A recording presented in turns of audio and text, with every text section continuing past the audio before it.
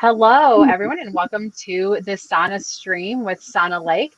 It is No Shame November, and my name is Megan Dyer. I'm super excited to be hosting tonight, and I have with me some couple of very special guys. I've got Chief Mike Fischer and Chief Brian Gaudet with the Hillsborough and Cedar Hill Fire Protection Districts, and they're going to be joining us tonight to talk about No Shame November.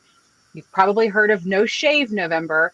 This month we are really advocating for everyone to help end the stigmas of substance use, so that people who are struggling with substance use disorders have the ability to reach out without shame to get help. So tonight I'm going to introduce both of the chiefs. We'll start with you, Mr. Fischer. Would you tell me a little bit about yourself and how you got into this job?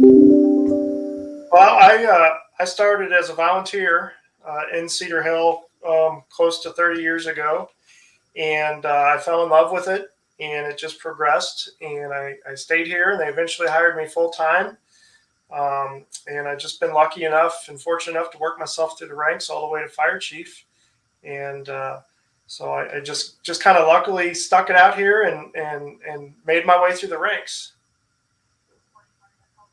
That's awesome. And how about you, Chief Gaudet? Well, again, my name is Brian Gaudet. I'm the fire chief of the Hillsborough Fire District, right next door to Cedar Hill Fire. And I guess a little background, me and Mick pretty much grew up in the fire service together. So we've been very good friends for a long time, and I'm excited to be here tonight. I started in Cedar Hill in the late 90s and then moved full-time to Hillsborough in 2001. And kind of just like Mick, worked my way up through the ranks, and here we are today.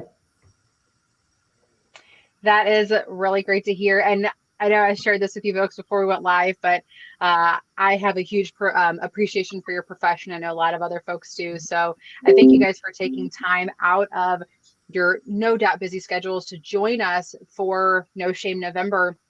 We really love that both of your fire protection districts have been able to join us not only tonight, but also in sporting the No Shame November t-shirts. And so I want to just ask you a question. So what was it about No Shame November when we brought the idea to you guys? What was it that made you say, yeah, I want to be part of that? Brian Gaudet, do you want to share on that? Yeah, first off, I owe everybody an apology. I don't have my No Shame November shirt on right now. We literally just got back from a fire, so I didn't have time to change into that. So my apologies for that. But understandable. Substance abuse is a huge problem in our community. There's lots of issues within that. I think No Shame November goes hand in hand with No Shave November as well too, because there is quite a disproportionate amount of males affected by substance abuse. So it goes hand in hand with both issues. So it's important that we get the word out to everybody that there is help available and there is good resources out there for the community. And we're all on board to help solve somebody's problems. I love it. How about you, Mr. Fischer? Well, I think for us, it's we like to step up and help out with different things when we can, and this kind of goes along with like mental illness and drug abuse, where years ago it really wasn't discussed and talked about a whole lot, and that's changed. We're trying to get it out in the forefront of stuff. Trying to have just open discussions about it and stuff. So that's why our department was really willing and anxious to support the No Shame November. And you brought up a really good point that I think it seems like the attitude has really changed in a lot of different facets towards substance use disorders. What have you seen in your industry, in your profession? How have the attitudes changed towards substance use disorders? Well, I can tell you, just in my career, um, when I first started out 25, 30 years ago, we didn't really run drug overdoses very often. It was very rare. In my first 5 or 10 years in fire and EMS, I may have only seen Narcan come out once or twice, and to today's day and time, it's almost a daily basis that it's getting used. So we're seeing a lot more of it, and so we're trying to bring about the awareness because of that. So trying to get to why use has grown, what we can do to help these people, and what we can do to bring about awareness to get them the help that they need. That's so noble, and the awareness I think is really huge. And you had mentioned that it seems like the last several years, I know you all have seen an increase in situations where you might need Narcan. How about you, Chief Gaudet? Have you had a similar experience? Absolutely. I agree 100% with what Mick said. I know the big thing early on in Mick and myself's career was the meth labs were becoming a really big thing back in the mid to late 90s. And, a meth overdose does not do the same thing that an opiate overdose does. So, Mick's right. The first 5 or 10 years of our career, and Mick and myself both worked and spent time on the ambulance as well too. We just didn't see drug overdoses, and it's a daily thing these days. We go through Narcan, unfortunately, left and right. So it needs to be addressed as a community. It's just not an individual's problem, and we need to tackle it as a community and get people the help that they need to get past their issues. Absolutely. I agree 100%. I know that when we come together as a community and we provide resources, that it makes it easier for folks living with a substance use disorder to reach out. And that's kind of one of the ideas behind No Shame November, right? Is that we want to encourage people that if you're living with this, if you're impacted by a substance use disorder, that you don't have to feel ashamed, that we're here to help you. So you both have shared this similar experience that you're encountering more and more of these overdose situations. Can you share a little bit more on what that's like for your fire protection district? That when you're encountering those, what types of drugs are you seeing people utilizing, and how has your fire protection district responded to that, Chief Gaudet? Yeah, the biggest majority of the overdoses that we're seeing these days are heroin, and a lot of the heroin is laced with fentanyl and some of these other highly addictive painkillers, which kind of takes that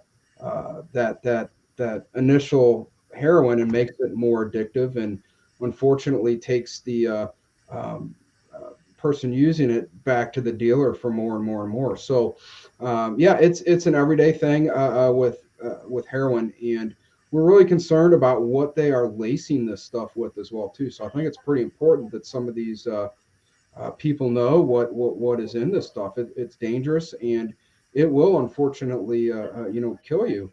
And it does get to the point where we want to find resources for these guys when we get on the scene and gals, and get them the necessary help that they need. But we kind of talked earlier too, and this may lead into another question, but um, the lack of help that's out there is very difficult to overcome in the first responder field. So we feel almost trapped and frustrated that there's no help for anybody that needs it or wants it out there. So that's kind of what we're seeing. We're seeing an increase in heroin overdose, and then a lack of resources to get these people the help they need. So I think this is great that Sauna Lake and all of us are teaming up together to try to get the word out. I agree. And, this has a special place in my heart. I myself am in recovery. I have 7 years of sobriety. But my cousin, he was my best friend, 3 years younger than me, or I'm sorry, 3 days younger than me.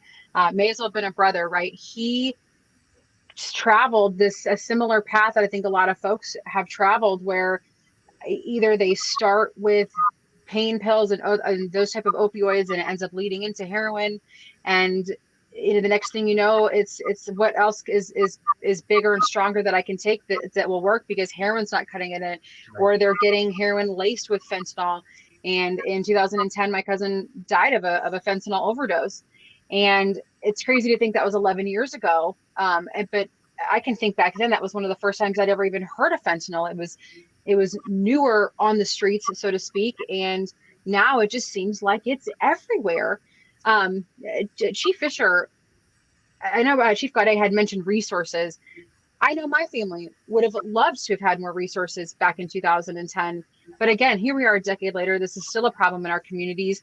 What do you see that could potentially be a resource, or what would that look like in a perfect world? Like, what do you think that we should be offering to folks as resources right now? Well, I think kind of like to back up what Chief Gaudet said, with what we're seeing out there, with the opioid use and that seems to be really what's out there. I think there needs to be some good education on what this stuff does to you, and that it can potentially cause you death, and it needs to be out there for everybody, because I also feel like um, when you talk about drug overdoses, it's you can't really set it to a profile of a person. We're seeing it in young people, we're seeing it in older people, we're seeing it in low income families, we're seeing it in high income families. There's really no set demographic where this is happening. It's very broad. And I think the big thing would be education and getting people to understand, what the use of this drug, how addictive these drugs are, and what they can do to you, and then where to go when you do need help. And the other broad spectrum that we see on these calls is sometimes you run a call and it may be somebody that just used it for the first time because they were experimenting or they just wanted to see what it was like, all the way to you may get somebody that completely denies that they used a drug, but you're standing there telling them, I just gave you Narcan, I just saved your life. I know you used a drug. We'd like to help you. So the spectrum is so wide on this that I think that's the difficulty is trying to get people educated. I think that education is so huge.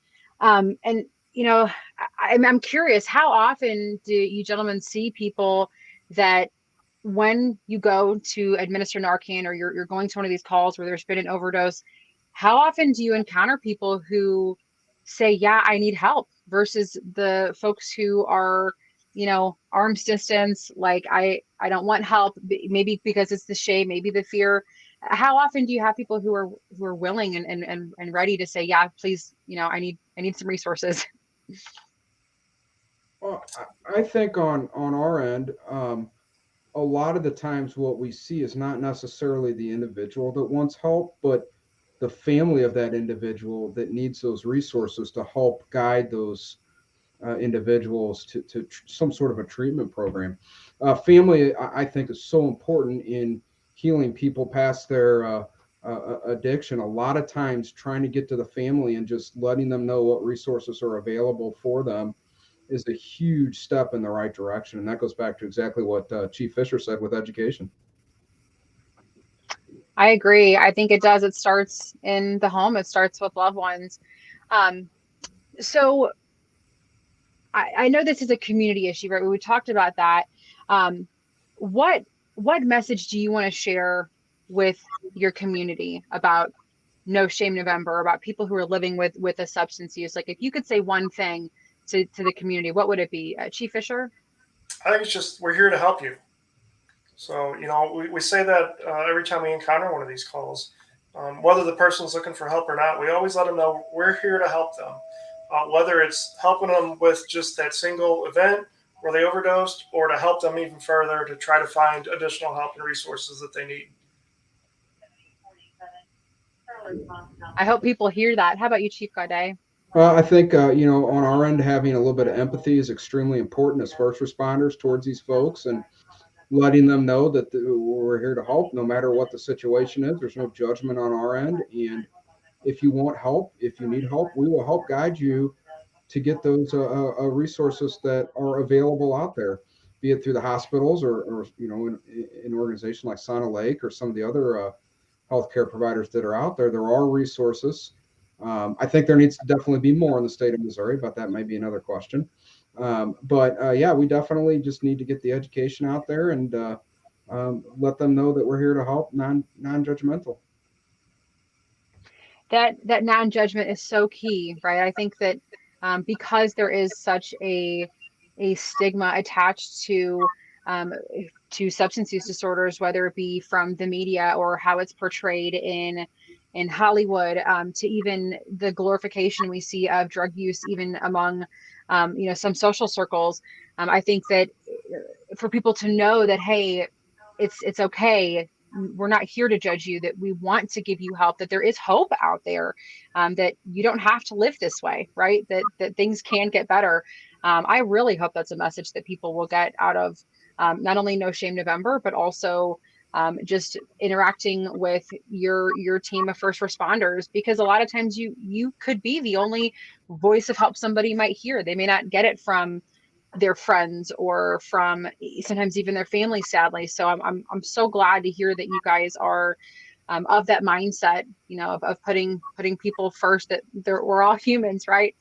Um, so I do have another question about the types of calls that you guys get. I've heard a lot of stories from other first responders that sadly many of these calls are the same individuals, that we have a lot of repeat situations. Have you folks experienced that as well?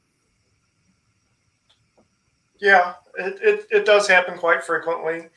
And usually, we, like Brian said earlier, we try to be very empathetic, and it does get difficult for us when we're running the same person over and over. But what you try to remind everybody is that they need more help. That person needs more help. You need to reach out for them, and not to shame them, but to just keep reminding them that hey, we came here and we just saved your life. And if we would have been on another call and been further away, or somebody wouldn't have found you, you could possibly be dead. And so what can we do to get you that help? Um, and that's again, that's the hard part, is getting that single individual to reach out for help. Um, like Brian said, a lot of times you can get the family on board, and I think that helps if you can get the family and friends to continue to encourage those people, so they'll only help they're getting help from them. They're not just getting help just from us in that moment that we're there. That continues in our absence. You just have to keep trying to help them. That's good. I love to hear that. We can't give up. We can't give up. How about you, Chief Gaudet? Are you seeing a lot of, I know the technical term I believe is recidivism. Are you seeing a lot of that on the calls that your department is taking? Yeah, absolutely. Exactly what Chief Fischer said. I can think back a few years ago, we had one instance of, I think it was 12 times in a 1 month period for an individual. So, and unfortunately, that did not end well. So, yes, it's 100% correct in saying that. Um, we just want to get to the point where we can somehow get these folks the help that they need. And we understand it may not be the first time they go in for help that they're going to be, rid of the opiate addiction. It might take them 5 or 6 or 7 times to try to quit before they're, past that point. So we just got to keep as first responders, keep our heads up and keep trying to get through to the families and the individuals that resources are available. So yeah, unfortunately, um, repeat patients are unfortunately a real thing. Now, I know I've heard both of you mention Narcan. Can you share a little bit about that? Because I know a lot of folks are um, hoping that Narcan could be one of those resources. And I read an article not that long ago, I believe it was out of Kansas City, that the experts are saying that everybody should carry it with them, whether you are a substance use disorder impacted by that or not. What are your thoughts on that? Go ahead, Brian. Um, do I think? Yes, I am in favor of people having access to Narcan. What scares us in the first responder field with everybody having Narcan is the short life that Narcan has within the body. So I worry about somebody that has potentially had an overdose. A family member gives them Narcan, uh, then just leaves them alone, and that Narcan wears off, and the opiates take back over, and they go back into respiratory arrest, which will eventually lead to cardiac arrest. So while I'm in favor of that, we also stress that anybody that uses Narcan on a loved one also needs to call 911. because that patient could very quickly relapse back into that um, state of unconsciousness, and we don't want to see that happen. I can't, that would have to be so scary as a family member having to administer Narcan, I think, in the first place, let alone not being aware that it doesn't last, that there could be a potential of that person slipping back into unconsciousness, as you said. How about you, Chief Fisher? What are your thoughts on Narcan? Yeah, I kind of would like to mirror what Brian said. I agree with him. Also, another additional fear is that, if they need to understand, if you're there and you help them with Narcan, and they make that decision not to go to the hospital, and you leave and they use again, now they've that the original amount that they use is still in their system, and now they're compounding it. And also the fact of we don't want to see users um, feel like that's their safe thing, that, well, maybe I can take a little bit more of this Mhm. drug that I'm using to get a little higher because I have Narcan. And that's going to fix everything, because there have been times when we can't give enough Narcan to save somebody's life because these drugs are so potent. And that's, more of that education, that they need to understand that there's only so much ability that Narcan has to be able to overcome the amount of drugs that they have in their system, and then it may or may not work. And I That's a think, really good point. can I add to what Mick brought up, something that kind of sparked something as well too. As a family member or a friend, you're not going to go to jail. You're not going to be arrested. You're not going to get in trouble for calling 911 to help your friend out that has, or a family member that has overdosed. We're there to help. And lots of times, even in our county, law enforcement is stretched thin as always. So lots of time there's not even law enforcement there on the scene with us for some of these overdoses, just depending on the situation. So we need to remove the fear of these people going to jail for trying to help somebody as well too. That is really a great point, and I think those are great words of encouragement. And I know that there's been legislation that has been passed. I can't think of the name of it currently, but I know we have had some moves towards that. Even is the state of Missouri, and hopefully we'll see this outside of Missouri in other communities where they're encouraging folks to know that if you reach out for help for someone else, there's not going to be a negative repercussion, that at the end of the day, the top priority is to save a life. Um, so any closing thoughts from either of you folks on No Shame November, on helping to end the stigma? Chief Fisher? I think, just, to reiterate our conversation, is that we all need to work to get more education out to people, um, and to people of all backgrounds, and to just help them understand the whole process of what it means to become addicted, what you can do if you become addicted, and what resources are available to you to try to overcome addiction. And just to reemphasize that we're here to help. And like Brian said, even when law enforcement is involved in these calls where somebody's called for help, they're not sending people to jail. They're trying to get them the help that they need. And they're not there to arrest people. They want to make sure that they're going to be okay, and try to get them led in the right direction. So, we just want to keep educating people, and we try to keep reemphasizing to our employees and our first responders that, reminding them that they're there to help these people too, and to keep encouraging, and try to offer whatever help that we have available to them. That's wonderful. Chief Gaudet, any final thoughts? Yeah, I pretty much mirror exactly what Chief Fisher said. We're here to help the community. We're not here to provide judgment to anyone. We want to get people the help that they need and so desperately want. So please reach out if you need help. There are resources available out there. And you're not alone in this. There is help, and we want to see people get well. That's I couldn't have said it better myself. I love what both of you have said. And I also want to encourage anybody who's watching, whether you yourself may be struggling with a substance use disorder, if you have a family member struggling with a substance use disorder, please reach out.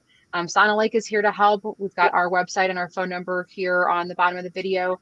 And know that there is no shame in reaching out for help. In fact, it takes a big step to be able to reach out for help, and we applaud that. So even if you just have questions, I recommend please reach out to Sauna Lake. We're definitely here to be a helping hand. I want to thank you, Chief Fischer and Chief Gaudet. I have enjoyed speaking with you both tonight, and we thank you both for allowing your departments to join us in No Shame November, and we look forward to doing this again next year. Thank you all. Hope everybody has a great night. Yep, take care. Thank Thank you. you.